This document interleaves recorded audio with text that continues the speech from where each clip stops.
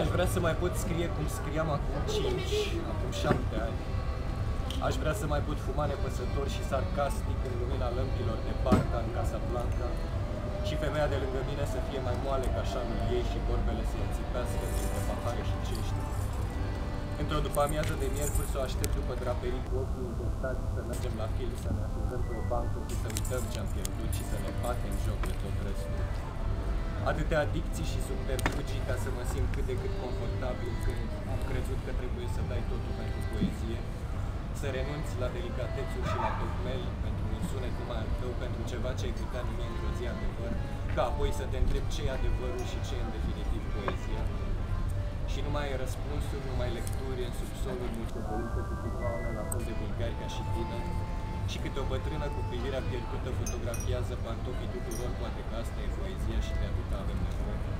Cum spunea poetul olandez Menno, ceva ce împărtășești cu o mână de idioți irecuperabili la fel ca tine, unul dintre puținele gânduri din care mai iradiază o cât de mică speranță. Iar acum stai la o masă lângă o stradă aglomerată și scrii, nu te vede nimeni, te încălzește imaginea asta. Nu ai vrea să te mai ridici niciodată, nici nu simți răcoarea, seara de septembrie te învelește în pată. Departe de trebuie să dai totul pentru poezie, am dat totul pentru poezie, toate scurcircuitele romantice pe care nu le-am putut. Ascultă-mă pe mine, nu da totul pentru poezie, joacă-te cu eticheta, primește cu mașină, bucură-te de singurătatea asta a ta pe care nu dă nimeni doi bani. E lucrul cel mai cinstit pe care l-ai putea face. Și moartea va face restul. Să vorbim pe noaptea asta se joacă cu tine frumos și te lasă într-o baltă de sânge. Noaptea asta fumează în ciuda avertismentului de incendiu. Noaptea asta gâtuită de emoție ca o debutantă. Noaptea asta va scoate din priză câteva suflete. Noaptea asta ieșită de pe porțile utilajului, gata să se sacrifice pentru o cauză nobilă. Noaptea asta dantelă și exterminare. Noaptea asta sculptată în lemn. Noaptea asta camera și distanța, corpurile de tăcere din jur. Noaptea asta mirosită a aluat și a vopsea proaspătă. Noaptea asta pâinea și carnea sunt negre ca într-un poem de Antonio Ramoneta. Noaptea asta nu știe de cum îmi vine stele mari și stinse ca ochii lui Emily peste Amber.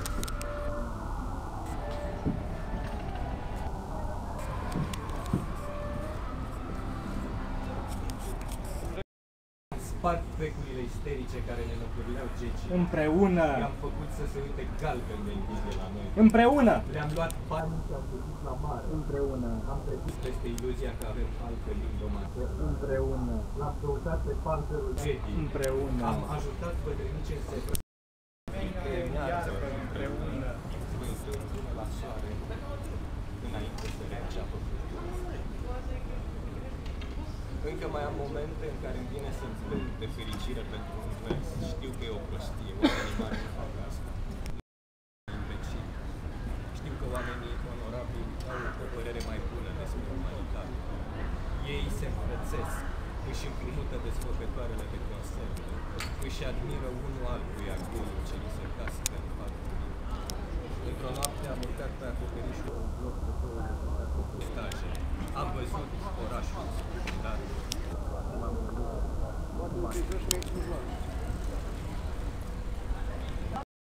Binețite, cu gâtul stors ca o rufă, mi-au crescut ghiare, copite. Învață-mă să umblu din nou pe 2 picioare, fără să mă împiedic tot timpul, pentru că serile sunt scârbite de iubirea mea primitivă. Spune-mi că-ți pasă și învață-mă să-mi fac rău, fără ca altcineva să aibă de suferit. Lovește-mă sau ține-mă în brațe, acum când cad și... Vreau să te cred când spui că va veni cineva cu un zâmbet perfect, cu gesturi definitive. O insectă cu suflet de doică, să mă împingă spre ziua de mâine, cum duci un cal dărâmat de tristețe, seara, către abator. Ăsta e un ciclu de 10. Gesturile ridicole de apărare în fața invaziei. Nicotină. Dinți molfăind moarte. Nervi morți. cedrii Libanului, culcați la pământ. Câțiva ultimi cretini blestemând cercete viață doar pentru a umili și supune. Fărâma promisă de viitor luminos, potențialul nelimitat al unei rase îngropate în produse de larg consum. Hrana manipulată la rece. Și peste toate,